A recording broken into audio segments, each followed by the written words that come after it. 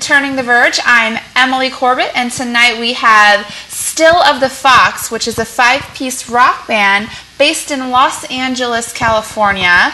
And before we start discussing a little bit more about your band, everybody just introduce themselves, a little bit about what you do in the band and your name. Okay, I'm Adrian, and I sing and play guitar. I'm Aaron, I play bass and I wear the dance shoes. I'm Gabriel, I play drums. I'm Matthew, and I play guitar and loops. I'm Melissa, and I play the keyboards.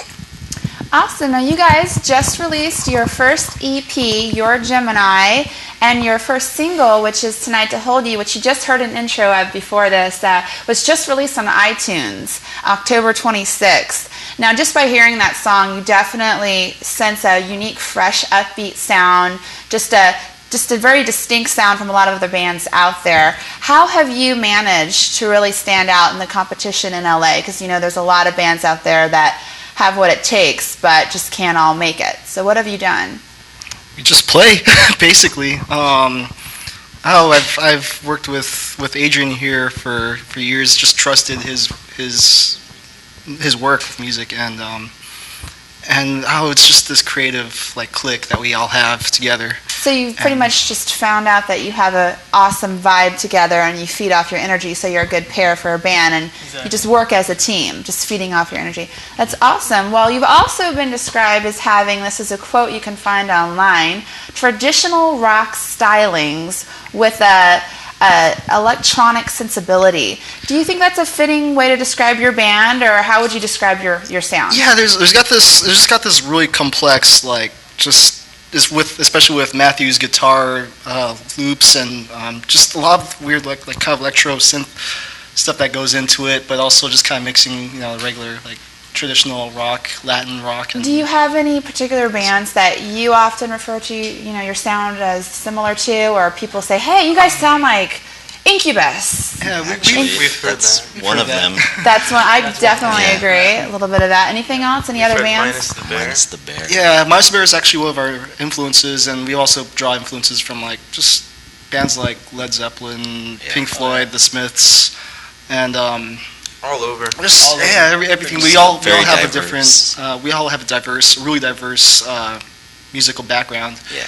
And especially with inspirations and everything. So you bring a little bit about your own sound or your own style or preference into the band. Definitely. Awesome. Now, I didn't mention this yet, but this is a bit of a family affair. We have a couple. We have a brother and sister duo and a nephew. So tell us a little bit about that. This is my sister, Melissa. I grew up with her whole life because I'm older. And we found that it's easier to keep it a tighter circle than to have someone outside, because I've done the band thing for years, a decade almost, and stuff just gets mixed up. So you know what I mean. Well, if you've grown up together, you definitely have an idea of what the other person's learning style is, or just their personal vibe. So on stage, you can look at each other and just know, instantly. And then Matthew came along afterwards, a little bit after. Yeah. And we grew up with him. So that's another big thing, that we all grew up listening to the same music, and our styles, just clicked. And we got lucky enough to meet Gabriel, Aaron, known Aaron since high school. So yeah, and it's really close. You mentioned that you've been playing rock in a lot of bands for quite a while, and one of the first bands you were a part of is Fox Force 5. Yes. And that was a bit more of a metal band. Right. Do you draw on that, or are you trying to distinguish yourself from that sound? I would like to, because I did it for years, and even during the time I was doing that, it was always my dream to have basically the band that I have right now. It's like a dream come true. I've always wanted to sing I played guitar in that band, and I've always wanted to sing, I've always wanted to just be the front man. And you write the lyrics? I write the lyrics. Or do you all just come together, maybe Melissa, do you just wake up and go, oh my gosh, I have this amazing piece of inspiration, can we write a song about it? Is it kind of collaborative that way, or do you generally just write all the music? Well, since we're so fresh, after I got out of the metal scene, I was like by myself basically, writing a lot of the first few songs that we have. But recently, like we're all starting to just jam. A song will come about just from a jam session. So that's how it's been. Like it's been transitioning. So it sounds like you are just on the fly, very just in the moment inspiration, and just take that whatever inspiration you have in the moment. Yes. You seem like you're pretty much the head guy. Is there one particular person in the band that's the decision maker, where you go places, or just how you've designed the look of your band? Are you pretty much like, oh, well, I take his opinion, or do you just let Adrian decide? Well, right, like I think we all came together pretty like open-minded, like energy was clicking, everything was just right there where it needed to be, and we really needed like some help. Like with every band out there, everybody always needs help, and like we got our manager, John Anthony. He's really helping us out, like just pushing us forward, and every band always needs that kind of help, and just because of that, like it just feels like everything's going right after another, and it's just going so well. It's just like a lot of energy. So having that manager definitely helps. Are you guys signed right now by anybody? No, we are not signed right now, but just waiting for the right opportunity. Yeah. Absolutely. Don't rush it. Definitely. Yeah, exactly. Just go with that gut feeling. And I definitely sense that about your band, that it's just really about a feeling of honesty, or what naturally is the right, step to take. So yes, thank you. A raw good part of having a band is just being able to tell what the next step is, just by trusting your feelings. True artist right there. So you guys have played a lot in LA, a lot of different venues. Do you have any particular memory of something that's happened that you guys will just never forget? I kind of do, actually. At our first show, my first show, it kind of went really bad because someone, when we weren't looking, like took our cymbals, so it was like a disaster to begin with. Yeah. But then the band that played previously, like they had let us use their equipment, so we kind of lucked out with that one. I can't imagine, because you can't play without the whole. Well, yeah, he had to make do, but he did a good job. I think that was also the same show where I almost fainted on stage. Could that possibly have anything to do with your dancing? Because yes. I've heard Everything to do with that. That you actually get really, Aaron, correct? Yes. You get really involved and just really in the moment. Probably just a really fun show to see live, I bet. So you were dancing and. And then just the dizzies just kind of came in and like just. Yeah, a little bit of that too. A little bit, maybe just a little. A little too much. So what are some I caught him though. That's your job. You're the man in charge, Adrian. So what are some places that you've played at?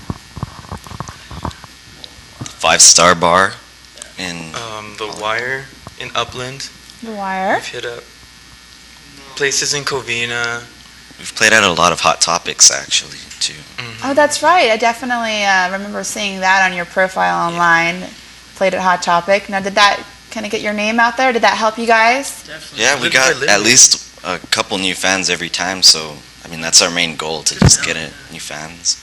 One fan a day is good enough. Also, like a really good place we played at was Boy Scouts of America.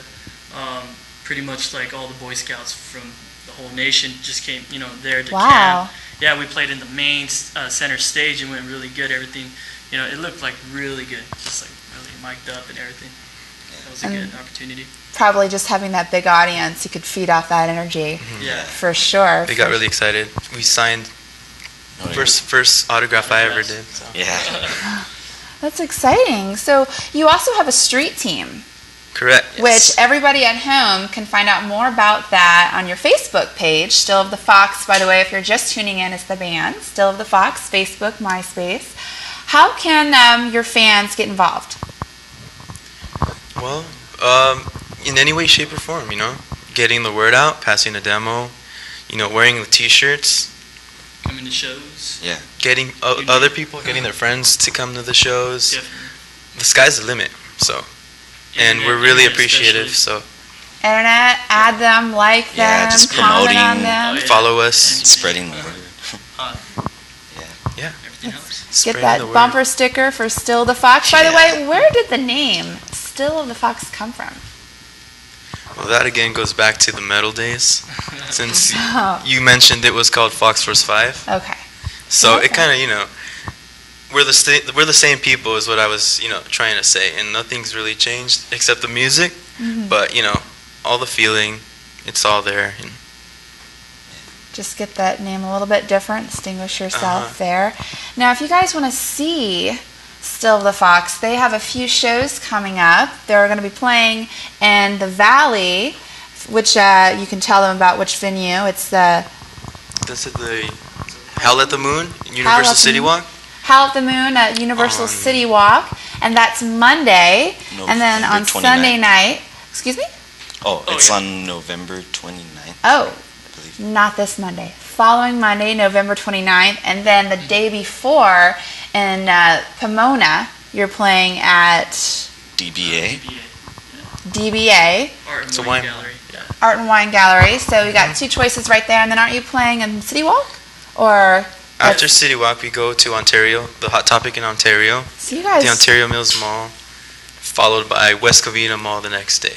Yeah. Hot Topic. you are definitely keeping yourself busy So, playing out there. Have you faced any challenges just with the band where maybe just one member had personal things going on, or how have you kept together?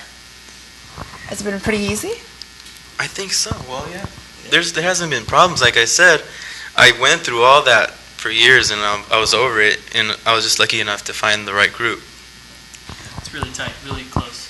And definitely sense that in your music, that you all are on the same page and there's just a connective vibe. And I'm excited to hear more about your band and see more as you perform. And your EP is being released soon. Once again, that's Your Gemini.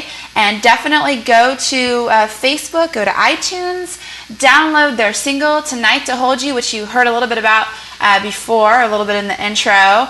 And yeah, this is Still the Fox. This is not the last that you see of them. They're going to be out there, they're going to be playing and getting bigger and bigger, and you guys already can tell why.